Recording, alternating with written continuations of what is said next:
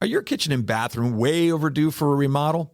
Well, I got the guy for you. Call John Sellers at First Response Contracting, 484-256-7136. Both residential and commercial services, and he's licensed and insured. Call him at 484-256-7136. First Response Contracting. Hello, this is Brad Weisman. You're listening to Real Estate and You. We are back in the studio every Thursday at 1 o'clock or somewhere close to that. It's not always right on the dot, though, but we're realtors, so that's how things roll sometimes as realtors. So I have Pete Heim back in the office. In the studio. Boy, you can tell where I live most of my life, in the office. Holy mackerel. But we got Pete Heim here for Pete's point of view.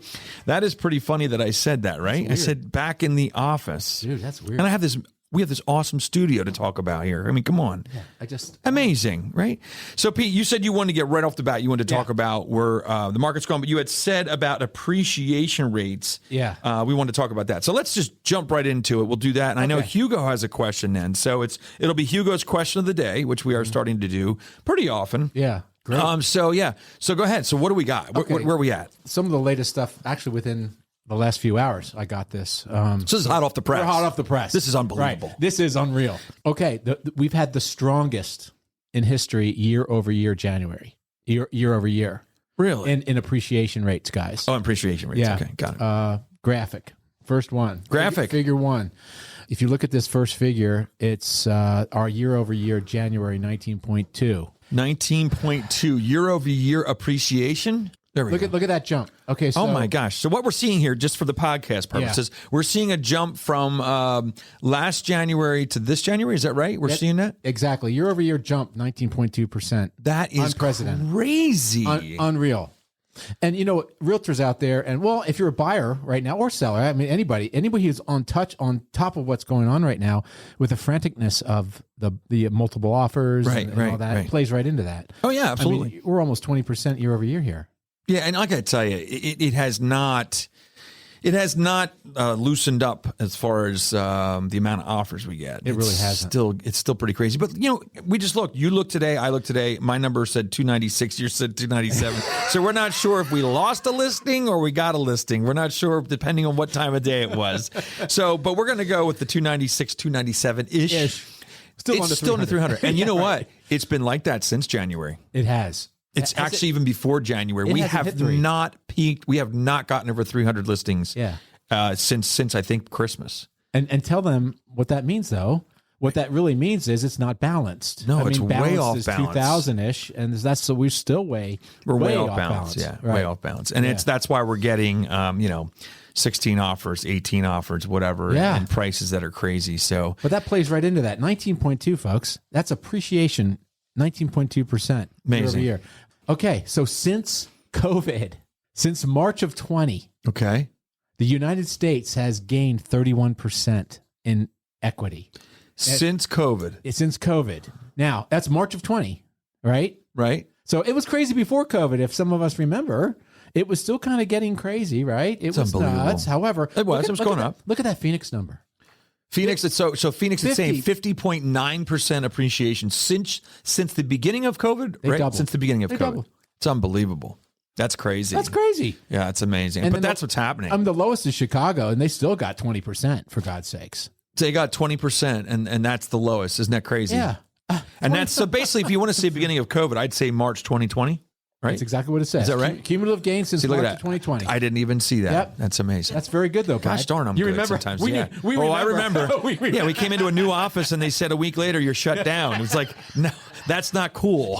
Not cool. That's going to be ingrained in there. And I was pretty much a big proponent on opening up again, if you remember. I do remember. I got a little stir crazy. I was with you. I got yelled at many times. Of course you did. By many people. Uh-huh. So moving on. So that's those are the big numbers. Big numbers. I mean, and then the last of this article basically said, though widely anticipated, the inventory of for sale homes unfortunately does not look promising for this spring's home buying season.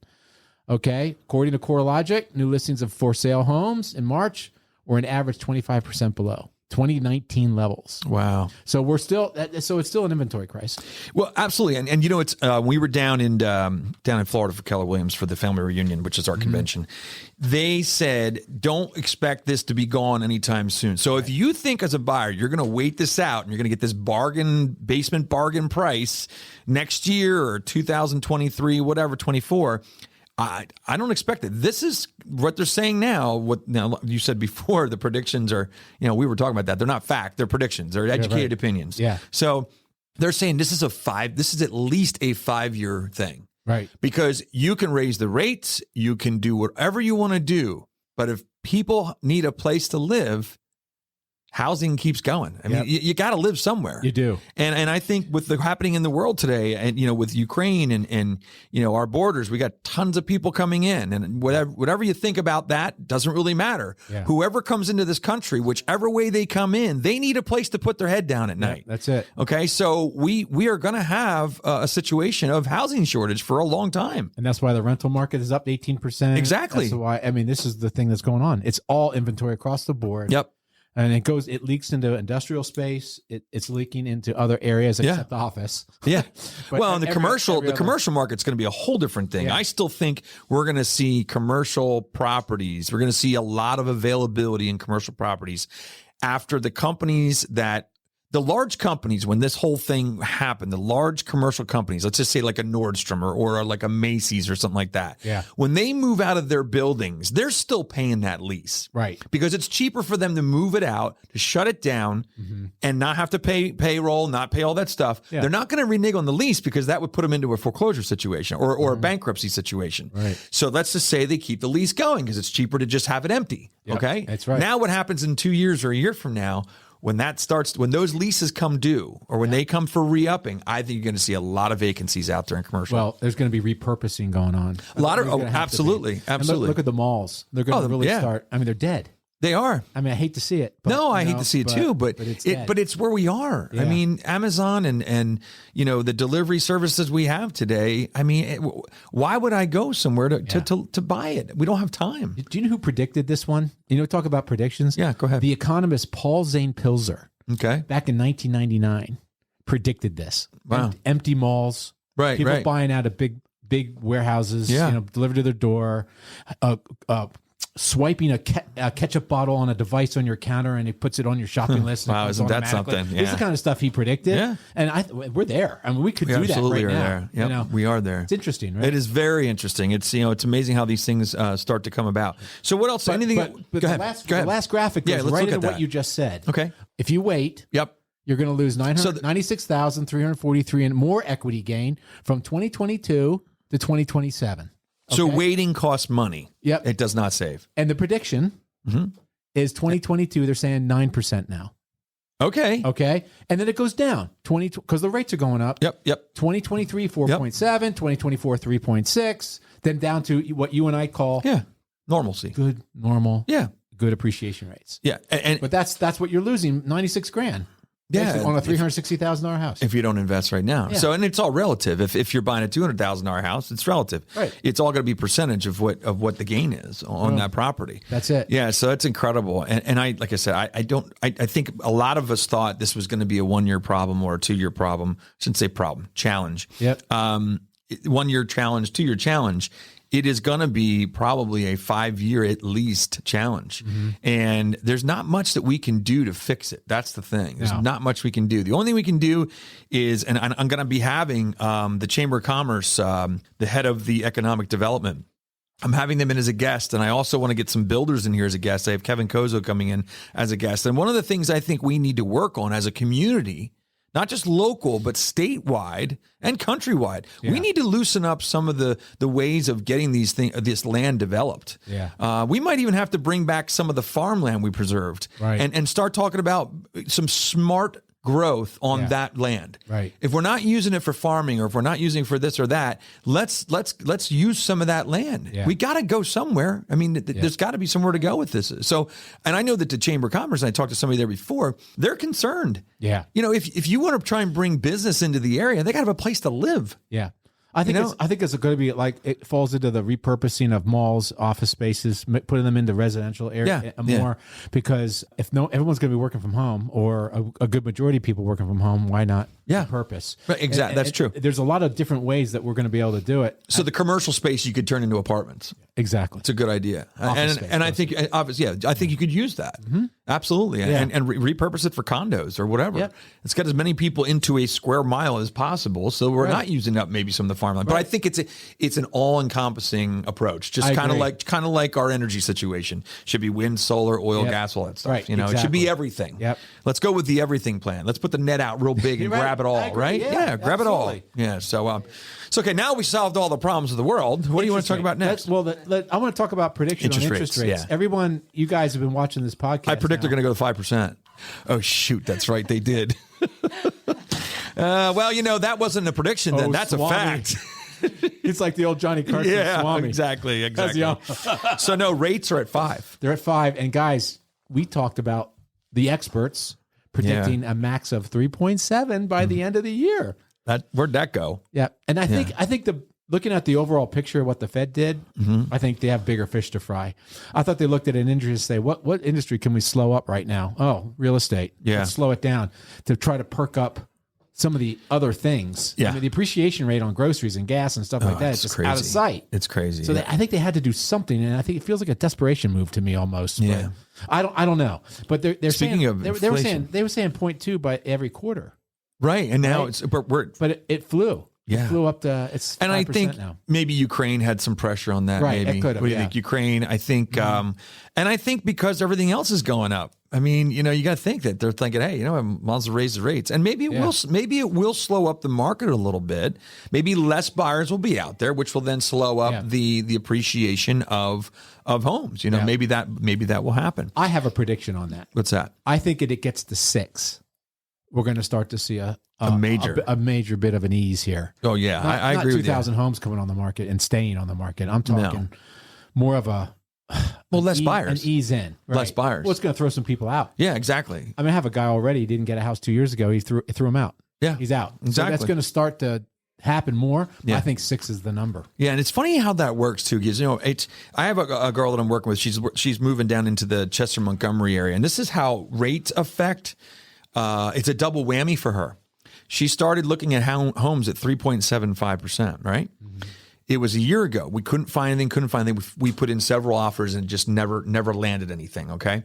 She took a break because she was like, I got discouraged, took a break. Now she comes back 6 to 8 months later, or almost a year later, okay? Rates have now gone from 3.75 to 5, okay? And what we were looking at before at 300,000 is now looking like junk.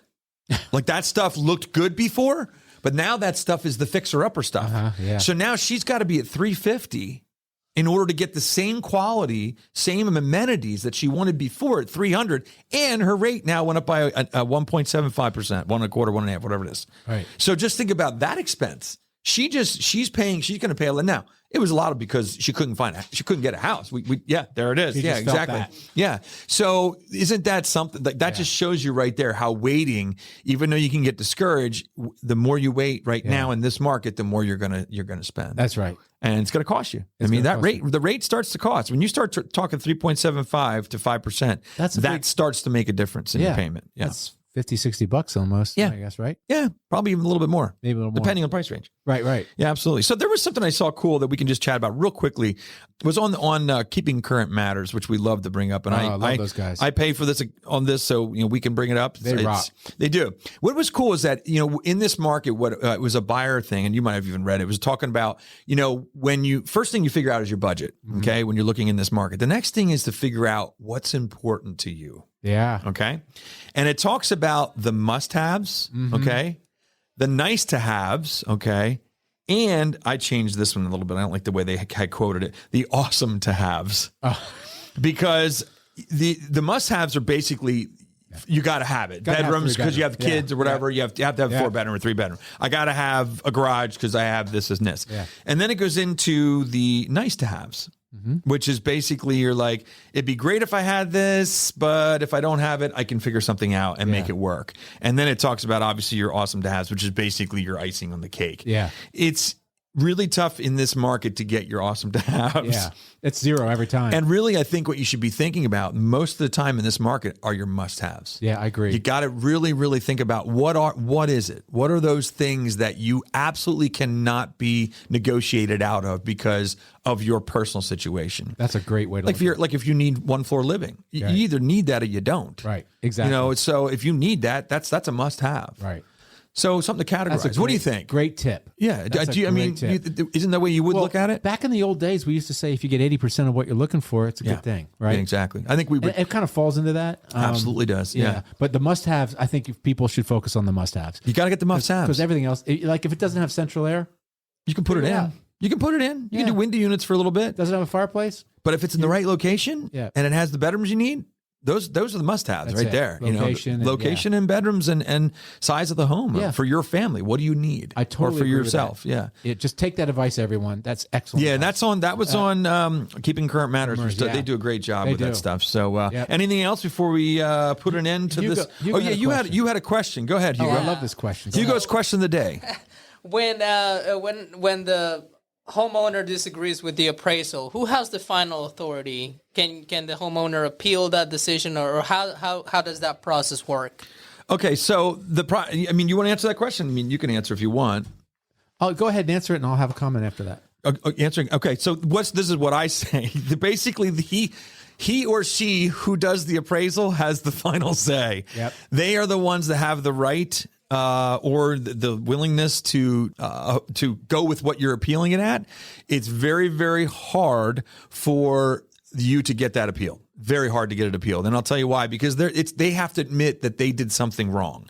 And I understand this. I mean, nobody wants to admit they did something wrong, but then they're saying to the underwriter, to the lender, hey, I didn't do my job right.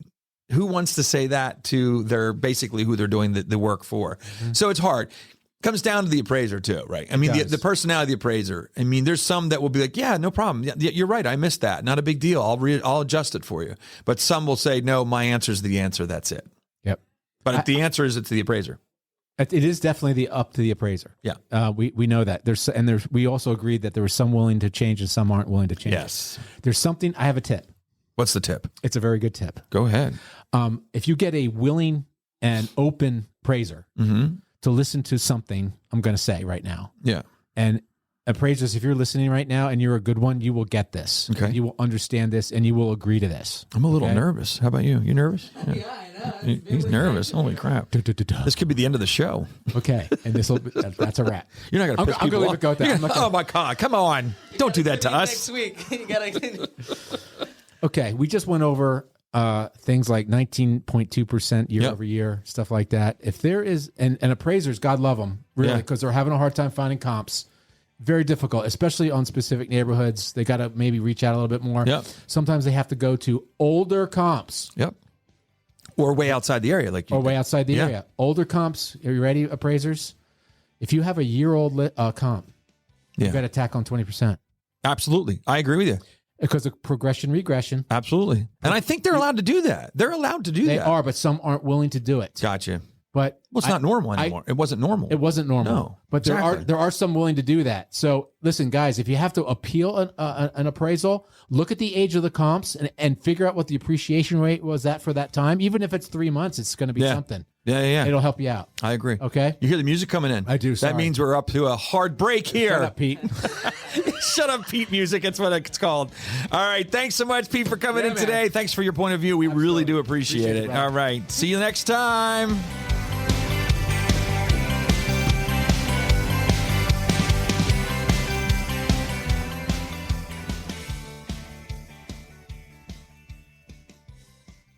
Are your kitchen and bathroom remodels a little overdue? Well, now's your chance to call First Response Contracting. John Sellers will take care of you. 484-256-7136. They do residential and commercial, and they're licensed and insured. Give them a call at 484-256-7136.